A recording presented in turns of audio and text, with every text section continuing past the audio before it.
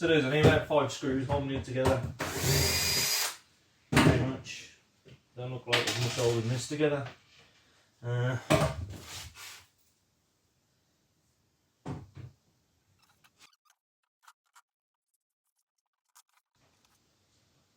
Alright, mess down there.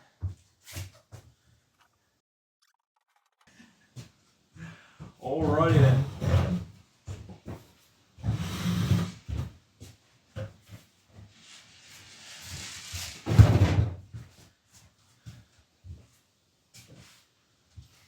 Come and take a look at this.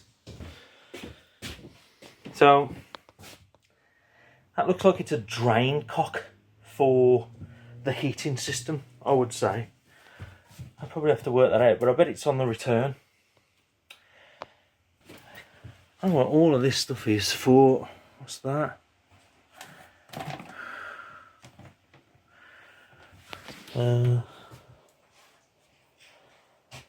got a clue.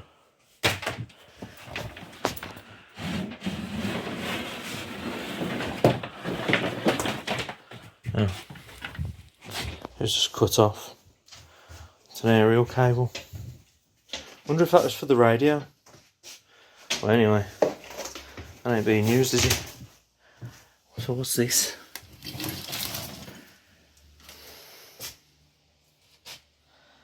Is it even got an end to it? Oh yeah, some audio cable.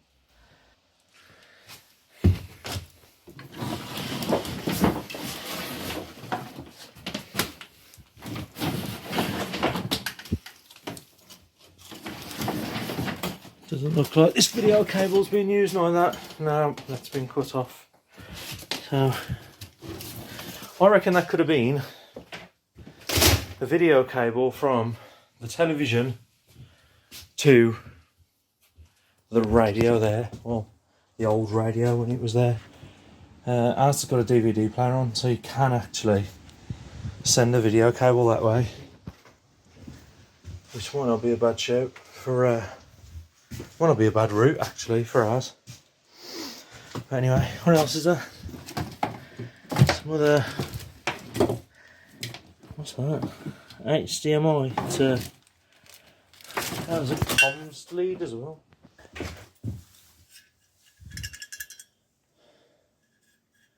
That's a new one.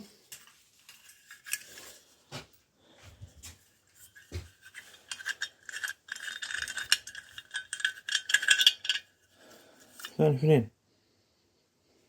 It smells new. It's fresh. Thought I might have found some 30-year-old whiskey in that. There's some speaker wire, and just like the last infamous project, I've got a funny feeling that that is going to the light switch, and got something to do with that light switch there, which was a two-way switch for these lights in the living area. I mean, I could be completely wrong, but you know, just guessing. I mean, there's another one that comes over here, so I don't know whether that's part of some two-way switching or something. Do you know what? I haven't looked under the gunnels round here to see if there's any switches. There could well be. Yeah, there's one there. I could see it. There. So that's what that speaker wire is used for. Sugar around then. So the speaker wire is attached to the 12-volt lighting system, and there's some two-way switching involving speaker wire and some little switches. So when people say, oh, why are you going through all the trouble of looking at the wiring and then redoing it? I mean, look at it.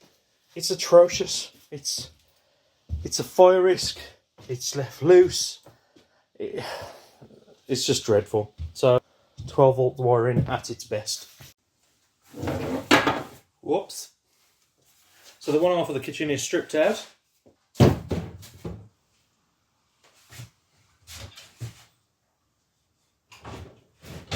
Oh well.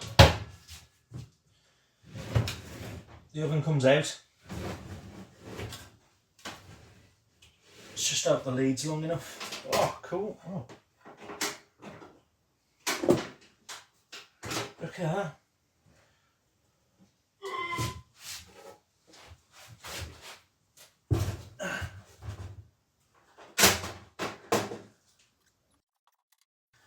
So just to let you know, I have isolated the gas, just in case you thought, what the hell's he doing?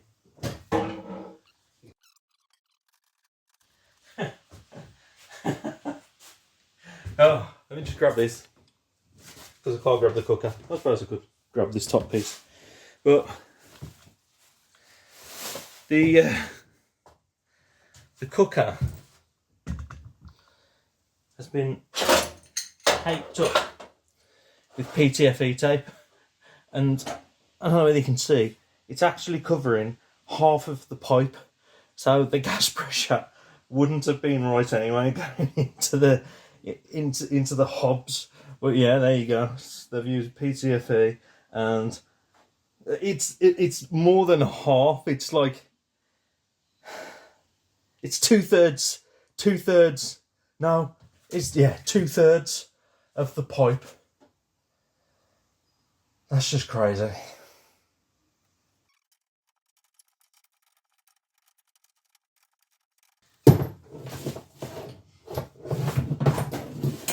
Use PTFE tape again. I don't know if that's a thing with gas. I don't think you're supposed to use PTFE tape.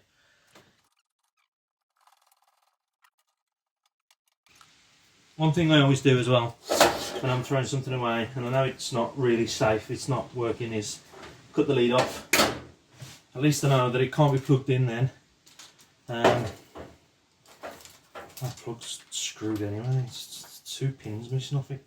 So yeah, I'll cut the lead off. It's no good to anybody. I should strip the cable out of that really.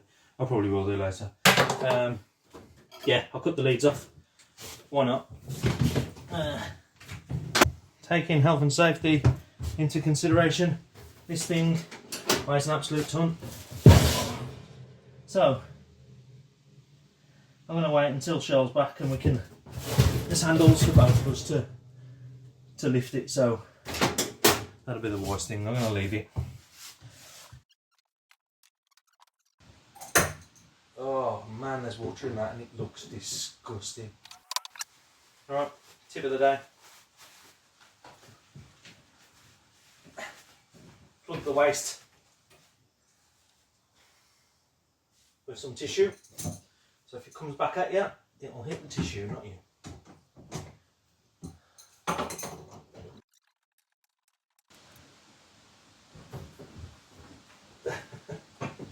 The isolation valve is hand tight for the hot water. Jeez.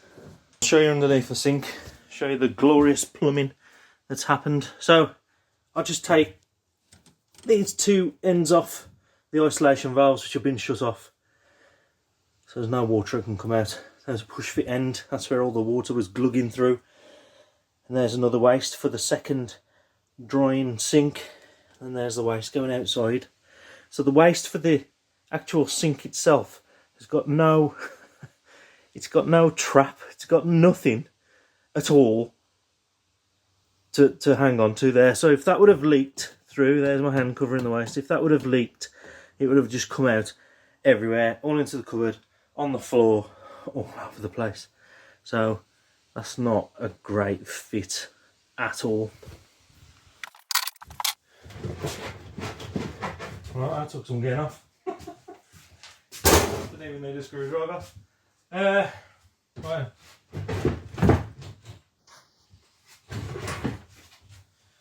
trying to clear that gas pipe if I can.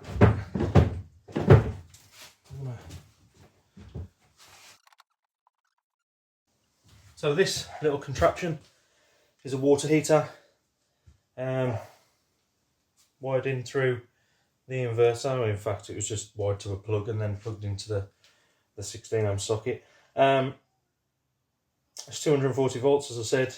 It's about 3 kilowatts, 3.5 kilowatt, which wouldn't have worked anyway with the inverter that we got on board because it's only a 2 kilowatt inverter and it wouldn't have worked efficiently at all. It would have been no good, but I might be able to sell it, who knows.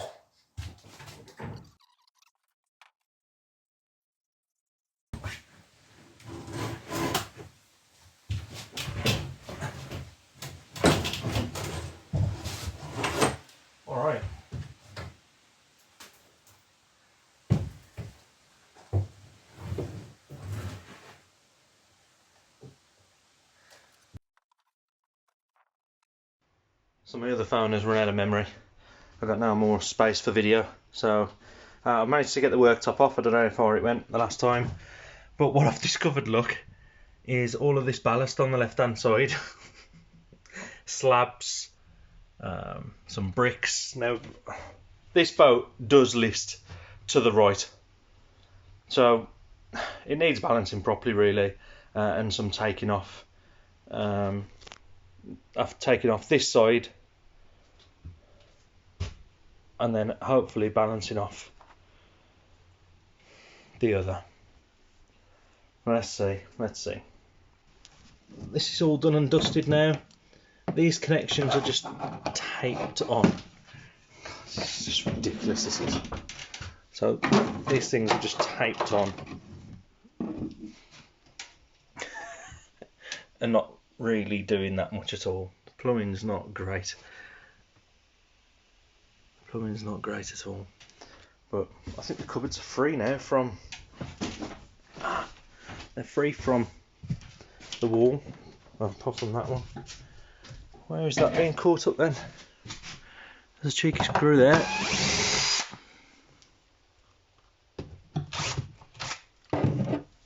that it? Oh, there's one more somewhere else. Oh.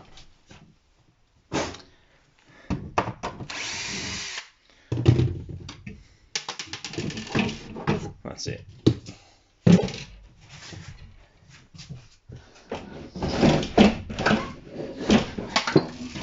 Oh, feet.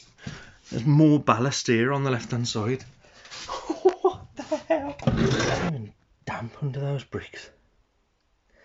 Nice big spider. Yeah, let's just ballast.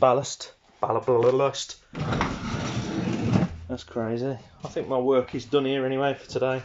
I've got quite a bit out, so the kitchen is stripped. Hello?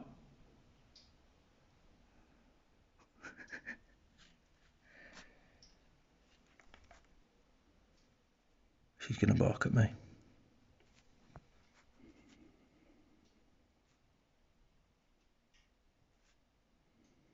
There you go. There's the other one. Are you ready to go home? No. Are you ready to see Mum? Yeah, Domino wants to see Mum. Right, we're going. I spoke to this guy, right, the night before I was going to paint with bitumen the other day, and he said to me, I spoke to this engineer, and that engineer was doing the same work as you, pretty much. And I always remember him saying that his boat always smelt of bitumen. Now, I don't know whether that was just paranoia but he said the one thing that he regretted when he was doing the bottom of his boat, he did the same. He fetched out all the ballast, vac tanned it, red oxide it, and then he blacked it underneath and did the boards. And he says the one thing I regretted doing was putting bitumen down. I wished that I've used something else, as you do when you Google anything. It's a horror story, isn't it? But I saw a couple of horror stories about the smell, and with it not being great for the lungs and whatever anyway, that's usually when it's wet. I just thought, well, I'm not going to risk it. I'll phone someone who's got the expertise, I suppose, about paint. So I called this company down in Wolverhampton, where I'm from, the Yam Yam Land, and I've got some single pack polyurethane, I hope I pronounced that right, polyurethane paint. So that's what it is, an enamel, and it's suitable for marine, metal and wood. So even if I put the boards back down, I could thin this out apparently by 25% with some white spirits and paint it on the wood. So I don't know whether I'm going to paint the bottom of the wood. I mean, at the end of the day, I can always fetch it back up at some later point and put it back if need be, if it goes drastically wrong. But I think I'm going to leave it. It's a British Racing Green. I tried to go for pink, but it was out of stock and I would have had to have paid more for it anyway. So, yeah, So I went to fetch this paint from Black Country Paints, and that's in Salisbury Street, Wolverhampton. So it's a cool place. It's a factory, so you have to go by appointment only. You've got to turn up when they say.